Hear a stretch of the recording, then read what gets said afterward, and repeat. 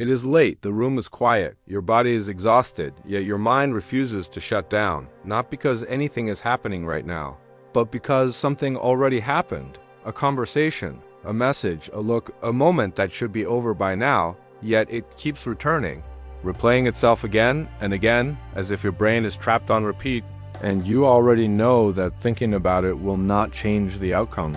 You know, it only makes the pain sharper, but still the thought comes back, uninvited, almost as if the thought is thinking you rather than the other way around.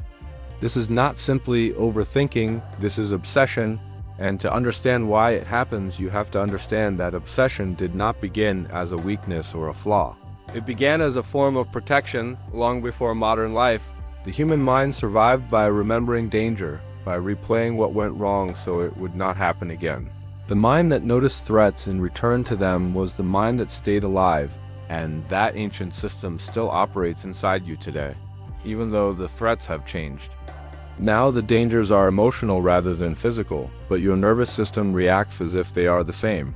Rejection feels dangerous because being excluded once meant death, so when someone leaves, ignores you, or hurts you, your brain treats it like a crisis that must be solved. It demands answers, it demands meaning, and it refuses to let go until it believes the threat has been understood. This is where the mental loop begins. Psychologists call it rumination, and rumination is not reflection or learning. It is thinking in circles without resolution. The mind keeps returning to the same memory, the same question, the same pain, and each time it does, the brain becomes more convinced that the thought must be important. Because repetition strengthens neural pathways. What you replay becomes familiar, and what is familiar becomes dominant. There is also a reason unfinished experiences haunt us more than happy ones. The human mind struggles deeply with incomplete stories, with endings that never truly ended, unanswered questions, conversations that stopped abruptly, relationships that ended without explanation. Your mind relaxes when something feels complete. But when it does not, the brain keeps reopening the memory, hoping to finish something that cannot be finished, and every return deepens the groove. Most people try to escape obsession by fighting it, by telling themselves to stop thinking, to move on, to let it go. But the mind does not work that way, because to check whether a thought is gone, you must first think about it, and that monitoring keeps the thought alive. So the harder you try to suppress it, the stronger it becomes, like staring at a fire while hoping it will go out on its own. Obsession is not driven by logic, it is driven by emotion. You do not obsess over moments that went well. You remember them briefly and then continue with your life. Obsession attaches itself to pain, because pain demands meaning, and when something violates your expectations, your mind rushes to create a story that explains it. Even a painful story feels safer than uncertainty.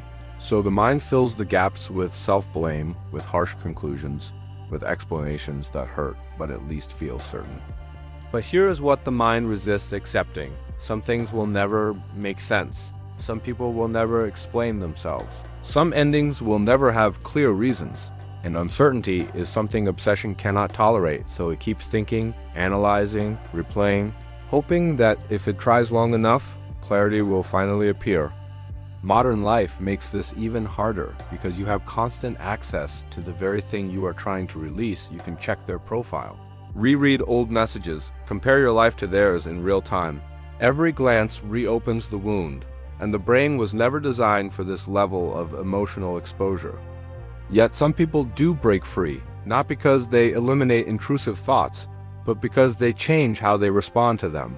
You cannot control the first thought that appears, but you can control where your attention goes next.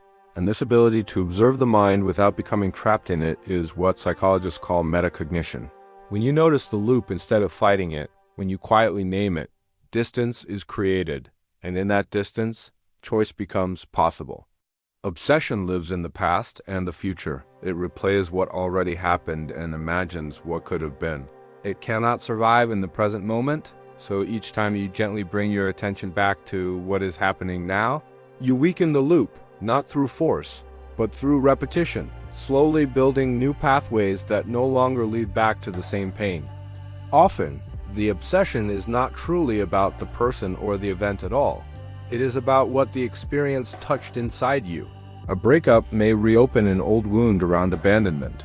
A rejection may awaken fears about worth. A failure may shake your sense of identity, and that is why logical advice rarely helps, because people address the situation while you are experiencing the wound beneath it. Sometimes obsession persists because grief has not been allowed. Letting go means accepting that the story will not continue the way you hoped, that closure may never arrive.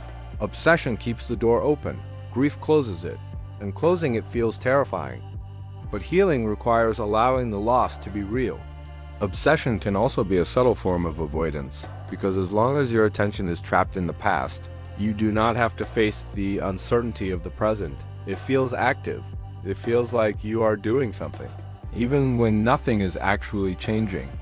Healing does not mean forgetting. It means allowing discomfort without escaping into replay. It means grieving instead of circling, accepting unanswered questions instead of forcing meaning, and choosing again and again to redirect your attention. And over time, the emotional charge fades. The thought still appears, but it no longer controls you. If you have ever felt trapped in a loop you could not escape, you are not broken. Your brain is doing exactly what it evolved to do. It simply needs a new direction. And the real question is not why can I not stop thinking about this? The real question is, what am I afraid will surface if I stop? Because when obsession quiets, something else rises: grief, emptiness, uncertainty. And inside that space is where rebuilding begins. Not by force, not by answers, but by presence. And that is the moment your mind slowly begins to return to you.